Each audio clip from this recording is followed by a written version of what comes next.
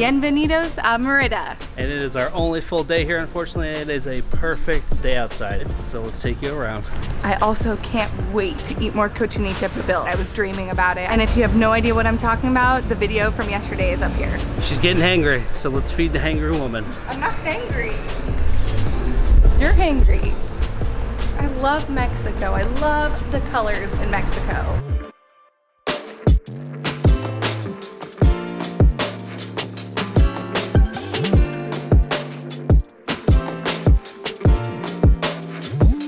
I got her cochinitas. Now she's not hangry. She's about to be a very happy girl. That's like the best food. That is literally the best Mexican food. If you have to come here and just for the cochinita pibils. All right, the music next to our table is pretty loud, so it's kind of hard to talk about it. It's pork marinated and basically orange juice and a bunch of other citrus. There's a restaurant here that actually does it at the restaurant that cooks the pig underground. So hopefully we can see that today. I tried a different style of taco. Basically it was a fully not flattened tortilla.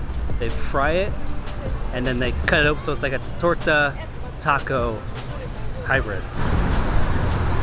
So these chairs are all over and we were curious on what they were. So the story about these chairs is that there was a wealthy man who had a daughter, and in their backyard they had this garden, and his daughter used to bring her dates to their garden. He was not so happy with that. He did not want his little girl to be dating anyone. So what he did is he ended up making chairs in the backyard, and he told his daughter, it's okay, you can date people, I will let you do that as long as you sit in the chairs and don't do anything else. And they were white chairs that faced opposite to each other, that had a high armrest, so it made it very hard to be able to get very close to each other.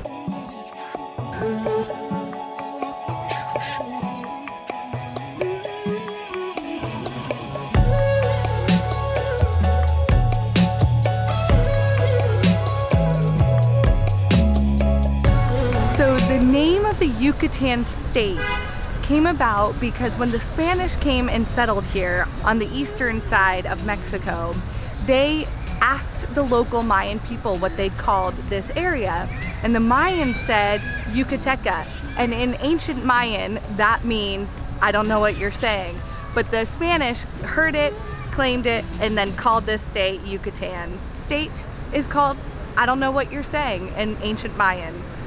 This church behind me is the second oldest church in all of Latin America, and it holds the largest crucifixion in the world at 12 meters. And when we were here earlier, we came across a wedding. And I'm glad we came here earlier because now the doors are closed and we can't go in. So at least we got to see it.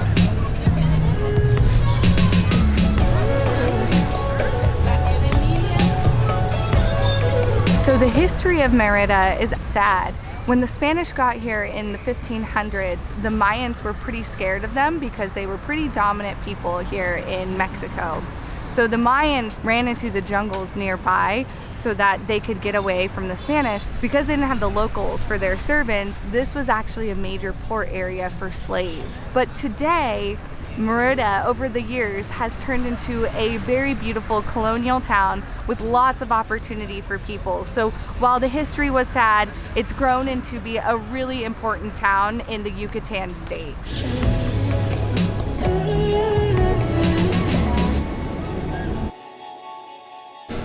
All the people you say me, Ernesto, why the cochinita pibil is similar a red color?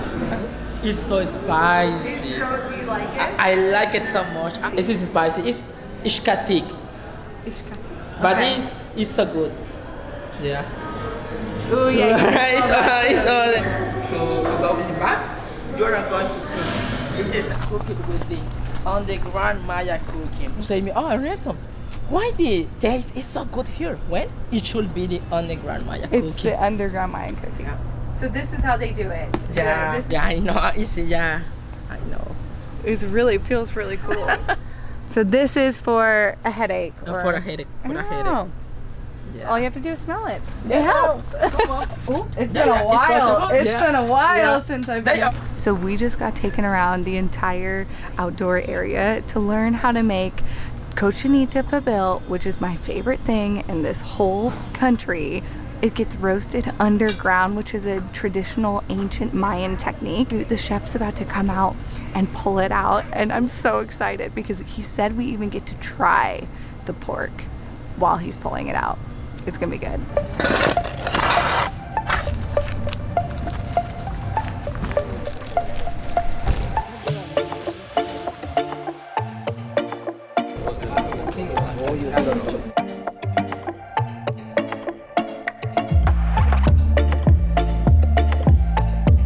Actually, one minute ago, I charged.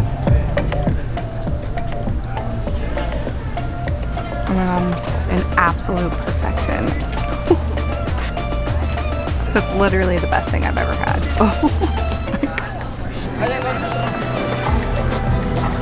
I am working here. Hi, everybody. Nice to meet you. It's a pleasure to chat with you guys. Nice to meet you. Bye bye. You should definitely come to this museum, and Ernesto will take great care of you. I know. Thank you very much, guys. Thank you. You're welcome. So I think we have a new follower with Ernesto, and he is so sweet. So make sure you come to the Museo de la Gastronomia Yucateca. I hope I said that right. But definitely come here 3 o'clock every day. You'll be able to see them pull out the cochinita pibil from underneath the ground, which is the traditional Mayan technique. And you'll be able to see it live in person, and then they give you little tasters after. So definitely get here 3 p.m. every day and say hey to Ernesto. Thank you, Ernesto. You are the man. That was awesome. That was a great little tour. C'est doble tiramisu y café supremo. It's been a long time since we've gotten ice cream, and we totally deserve it. After just looking at the receipt and doing the math, both those ice creams together were 10 USD. Ouch. But the way I'm justifying is, 1, it was delicious. And 2, we spent not a whole lot of money today. We've been doing really well, and the museum thing we just did was completely free.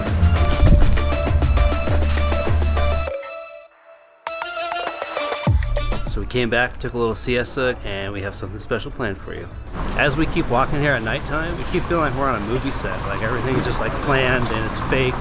We heard that every Saturday night at 8 or 8:30, we're not really sure which one, has a reenactment of an ancient Mayan ball game called Poktapok. And I'm pretty sure this is the ball game that Nick was talking about in the video at Chichen Itza, which you can watch up here. But I'm pretty sure you can't use your arms, you can't use your feet, so you can only use like your hips. Apparently back in the ancient times, if you lost this game, you lost your head. But that's not how it's played anymore. At least I hope not.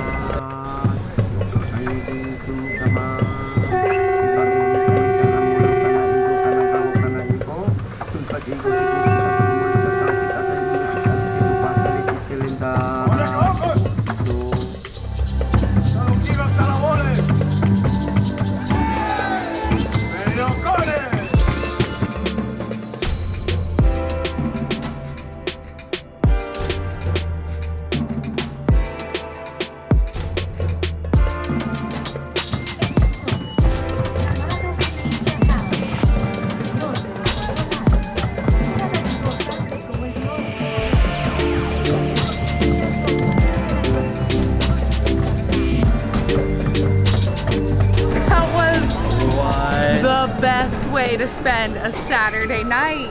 Let me just start off by saying they were throwing around a ball that was on fire. Oh my God. It was on fire. So that was the ancient Mayan game of Poktapok. Poktapok. And it was so cool. That was the best way to spend a Saturday night, and it was free. I don't think video did that justice. I mean, that was awesomely awesome. That was so freaking awesome. But make sure you get here 45 minutes early, and then you can get a seat. We are currently on the hunt for something to eat. I can always eat a taco, especially really good cheap tacos. And I'm almost tempted to go back to the place we were at earlier for more of those tacos.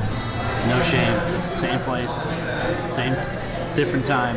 I hear the music, I think we found it.